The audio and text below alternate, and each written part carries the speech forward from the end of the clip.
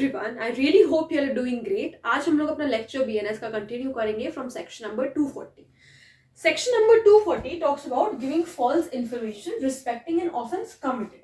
ठीक है, अब देखो, whoever knowing or having reason to believe, जिसे इस बात को कहीं ना कहीं पता है, जानता है, knowing या उसको ऐसा बिलीव करने का, ऐसा मानने का कारण है कि कोई ऑफेंस कमिट हुआ है और उसके बाद भी gives any information respecting that offence, मतलब कि उस ऑफेंस के रिस्पेक्ट में एक ऐसी इंफॉर्मेशन देता है जो कि उसको जानकारी है, ये मानता है, that is false, shall be punished with imprisonment of either description for a term which may extend to 2 years, तो 2 साल तक की उसे सजा हो सकती है, और with fine or with both। ये इंपॉर्टेंट सेक्शन है इस चैप्टर का। एक्सप्लेनेशन में in sections 238, 239 and in this section the word offence, अब इन्होंने यहाँ पर एक्सप्लेनेशन में ऑफेंस का मतलब बताया क्या होता है। Includes any act committed at any place out of India. Out of India कोई भी एक्ट कमिट हुआ है जो कि अगर इंडिया में कमिट होता would be punishable under any of the following sections, वो punishable होता इन sections में से sections में, ठीक है, इनमें से किसी एक सेक्शन में बेसिकली वो पनिशेबल होता अगर वो इंडिया में कमिट होता तो।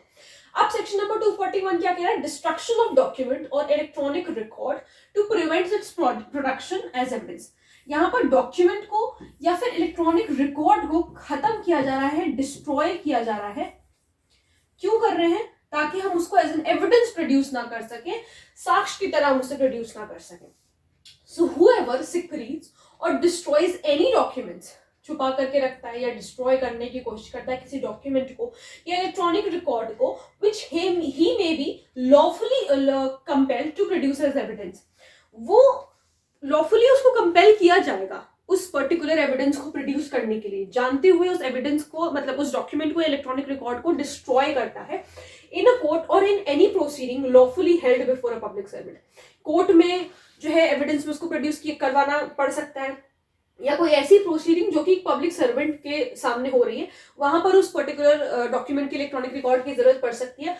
एज सच और obliterates or renders illegible the whole or any part of such documents or electronic record with the intention of preventing the same, मतलब ये ऑफेंस प्रिवेंट करने के लिए, मतलब ऑफेंस करने के लिए क्या प्रिवेंट करने के लिए, ताकि एविडेंस पे उसको प्रोड्यूस ना किया जाए, एज एन एविडेंस उसे यूज ना किया जाए उस कोर्ट के सामने या पब्लिक सर्वेंट के सामने एज अ फॉर्सेट, जैसा कि ऊपर कहा गया है।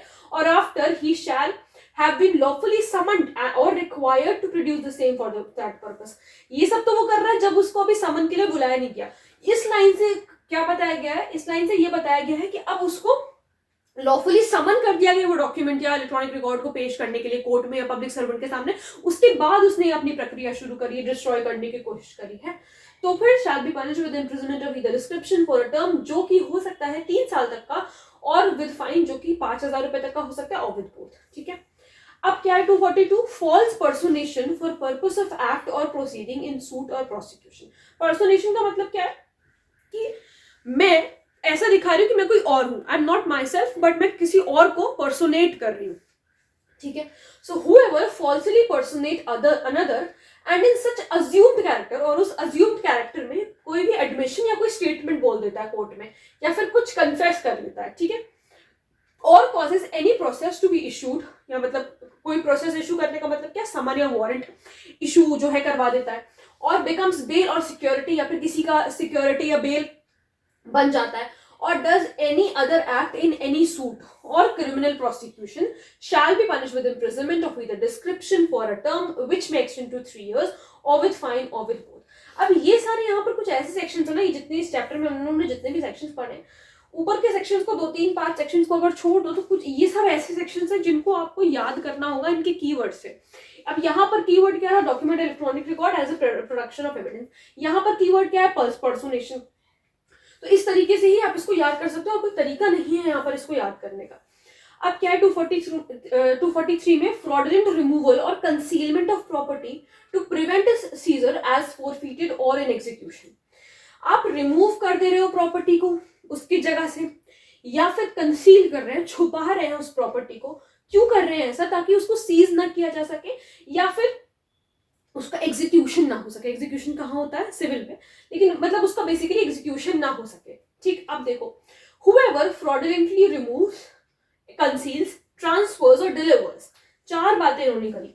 रिमूव कर देना, फ्रॉडुलेंटली तो इंपॉर्टेंट है ही, कीवर्ड है, रिमूव कर देना, कंसील कर देना, ट्रांसफर कर देना, डिलीवर कर देना to any person any property, या फिर कोई इंटरेस्ट भी देयर इंटेंडिंग देयर बाय। क्यों इंटेंशन क्या है? इंटेंशन ये है टू प्रिवेंट दैट प्रॉपर्टी और interest therein from being taken as a forfeiture, ताकि वो फोरफीट ना हो सके वो प्रॉपर्टी, या फिर उस पर्टिकुलर प्रॉपर्टी को फाइन के सेटिस्फैक्शन में यूज न किया जा सके। जैसे मान लीजिए फाइन देना है अगर स्टेट को, तो आपकी प्रॉपर्टी से ही स्टेट फाइन वसूल कर लेगी अगर आपके पास कुछ पैसे देने के लिए नहीं है, तो इस वजह से वो सेटिस्फैक्शन एज अ फाइन के लिए भी ना यूज करी जाए। Under a sentence which has been pronounced, अभी क्यों किया जा रहा है ऐसे, तो किसी को मजा आ नहीं रहा है कि चलो उसकी प्रॉपर्टी से फाइन वसूल लेते हैं, भाई कुछ किया होगा तभी जो है फाइन वसूला जा रहा है आपसे। तो यहाँ पर कोई सेंटेंस अगर प्रोनाउंस करी गई उस वजह से, और which he knows to be likely to be pronounced, या तो प्रोनाउंस कर दी गई है तब आपने ये किया है, या फिर आपको कहीं ना कहीं जानकारी है कि आपके अगेंस्ट जो है सेंटेंस प्रोनाउंस कर दी जाएगी किसी कोर्ट के द्वारा या किसी कॉम्पिटेंट अथॉरिटी के द्वारा, तब आप ऐसा करते हो। और from being taken in execution of a decree, यहाँ पर एग्जीक्यूशन में आपको बता रही थी ना सिविल का मामला है ये, तो एग्जीक्यूशन हो सकता है डिक्री का या ऑर्डर का, विच हैज बीन मेड, जो कि मतलब ऑर्डर कर दिया है कोर्ट ने कि इसका एग्जीक्यूशन इस तरीके से होना है, और which he knows to be likely to be made by a court in a civil suit shall be punished with imprisonment of either description for a term, जो कि 3 साल तक का होगा और 5,000 रुपए तक का इसमें फाइन हो सकता है। अब यहाँ पे कह रहा है fraudulent claim to property to prevent seizure as forfeited और इन एग्जीक्यूशन। कह रहा है whoever fraudulently एक्सेप्ट करता है, रिसीव करता है, क्लेम करता है अपनी किसी प्रॉपर्टी, मतलब क्लेम कर रहा है उस प्रॉपर्टी के ऊपर कि मेरी प्रॉपर्टी है, और एनी इंटरेस्ट देयरिंग नोइंग, जानते हुए कि उसका कोई वहां पर राइट नहीं है, कोई राइटफुल क्लेम भी नहीं है, मतलब जो तुम क्लेम कर रहे हो वो भी तुम जानते हो कि सही क्लेम नहीं, तुम्हारी प्रॉपर्टी वो है ही नहीं, तो क्यों क्लेम कर रहे हो? क्यों हम क्लेम कर, मतलब क्यों वो बंदा क्लेम कर रहा है? ताकि उसको सीज ना हो वो प्रॉपर्टी, फोरफीट ना की जा सके। या फिर कोई डिसेप्शन प्रैक्टिस करता है touching any right to any property और any interest therein, intending thereby, क्या इंटेंशन है? टू प्रिवेंट दैट प्रॉपर्टी और interest therein from being taken as a forfeiture, उसका फोरफीचर ना हो सके, वो फाइन के सेटिस्फैक्शन में ना यूज करी जाए। कोई सेंटेंस प्रोनाउंस कर दिया तब आप ये कर रहे हो, या फिर आपको कहीं ना कहीं जानकारी है कि सेंटेंस जो है प्रोनाउंस किया जाएगा किसी कोर्ट के द्वारा या किसी कॉम्पिटेंट अथॉरिटी के द्वारा, और from being taken in execution of a decree और order which has been made, जो कि डिक्री या ऑर्डर आ चुका है उसका निष्पादन होना है, उसका एग्जीक्यूशन होना है, तब अगर आपने इस तरीके की चीजें करी है, और which he knows likely to be made by a court. यहाँ पर आपको हो गया है, ऑर्डर आ गया है, डिक्री आ गई है, डिक्री भाई डिक्री आने के बाद अगर सीपीसी पढ़ा है तो डिक्री आने के बाद उसका एग्जीक्यूशन करवा सकता है डिक्री होल्डर।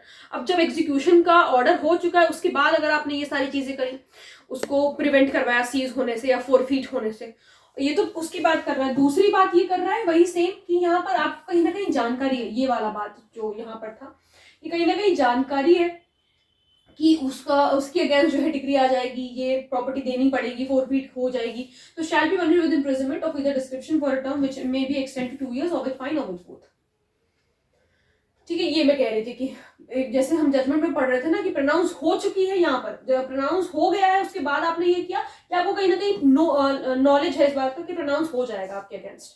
ठीक, 245 says fraudulently suffering decree for sum not due।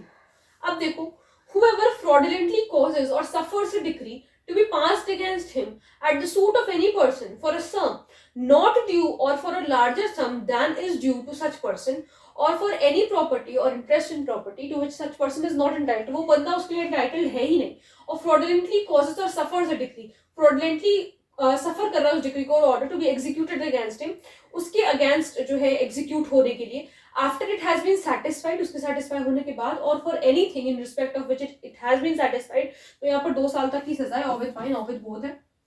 इसका इलस्ट्रेशन पढ़ते हैं। ए ने जेड के अगेंस्ट एक सूट इंस्टीट्यूट किया, Z knowing that A is likely to obtain a decree against him, Z को ये बात पता है कि मेरे अगेंस्ट डिक्री आ जाएगी, ठीक, उसको ये बात पता है।